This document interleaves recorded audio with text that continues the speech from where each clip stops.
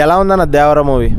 దేవరన్న ఎన్టీఆర్ అభిమానులకు మాత్రం కొన్ని హై మూమెంట్స్ ఉంటాయి కదా, నెక్స్ట్ రేంజ్లో ఆ రేంజ్లో పీస్ట్ అయితే ఉన్నాయి 100%. ఇంటర్వెల్ ఫైట్ అన్న ఎన్టీఆర్ కెరీర్లోనే కాదు తెలుగు సినిమా ఇండస్ట్రీలోనే అలాంటి ఇంటర్వెల్ ఫైట్ నాకు కొన్ని షాట్ చూస్తుంటే ప్రశాంత్ నీల్ షాట్ చూసినట్టు అనిపించింది. దేవర క్యారెక్టరు ఒక్కసారి సముద్రం దగ్గర దేవరని చంపనీకి వచ్చినప్పుడు ఆ ఫైట్ చాలా బాగా అనిపిస్తుంది. క్లైమాక్స్ కూడా చాలా బాగానే ఉంటుంది.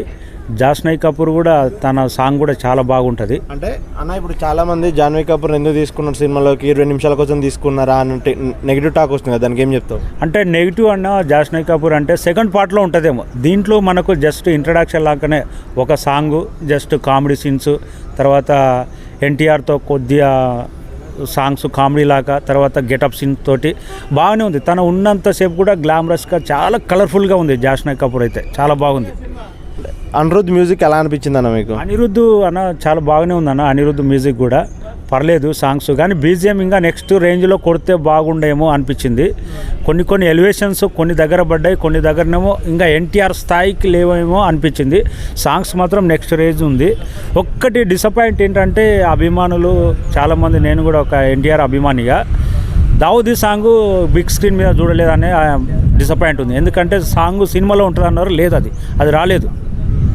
ఓకే అన్న, ఇప్పుడు ఎన్టీఆర్ రీసెంట్ ఈవెంట్లో ప్రతి ఈవెంట్లో కాలర్ ఎగరేసుకుంటారు బయటకు వస్తారన్నాడు కదా, దానికి ఏం చెప్తావు మరి? 100% ఎన్టీఆర్ అభిమానులు కాలర్ ఎగరేసుకోవచ్చు. కొన్ని మూమెంట్స్ అలా ఉన్నాయి. 2 క్యారెక్టర్లు, దేవర క్యారెక్టర్ కానీ, లాస్ట్లో ట్విస్ట్ కానీ, దేవర ఆయుధ పూజ సాంగ్ కానీ, ఆ పంచకట్టు ఒక ఎన్టీఆర్ ఆడుతుంటే నాట్యం మాత్రం జబర్దస్త్గా ఉంటుంది. సాంగ్ కాకుండా ఓన్లీ ఒకటి మ్యూజిక్ ఉంటుంది ఎన్టీఆర్ది. ఆ మ్యూజిక్ ఎన్టీఆర్ చేసే ఒక డ్యాన్స్ అయితే మూమెంట్ అయితే ఐపీస్ట్ ఉంటుంది.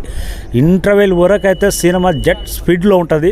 సెకండ్ హాఫ్లో వచ్చి ఒక ఫ్యామిలీ డ్రామా లాగా, ఎమోషన్ లాగా, లవ్ స్టోరీ, కొడుకు సెంటిమెంటు, క్లైమాక్స్లో దేవర ఎందుకు చచ్చిపోయాడు, ఇవన్నీ కొద్దిగా ట్విస్టుల మీద ట్విస్టులు ఉంటాయి.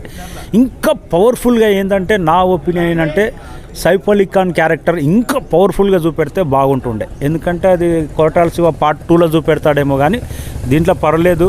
ఎన్టీఆర్ 2 క్యారెక్టర్లు డిఫరెంట్లో అయితే చాలా జబర్దస్త్ బ్రహ్మాండం అనిపించింది నాకైతే, సూపర్ అనిపించింది.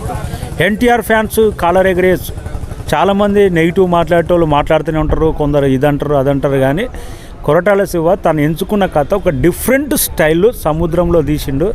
ఎన్టీఆర్ చాలా కష్టపడ్డాడు, తన కష్టం ఏంటో మనకు స్క్రీన్ మీద కానొస్తుంది. ఎన్టీఆర్ పడ్డ కష్టం మాత్రం బ్రహ్మాండంగా ఉంది. ఇంకా ఇది బాగాలేదు అది బాగాలేదు అని నెగిటివ్ అనేది ప్రతి సినిమాకి వస్తూనే ఉంటాయి.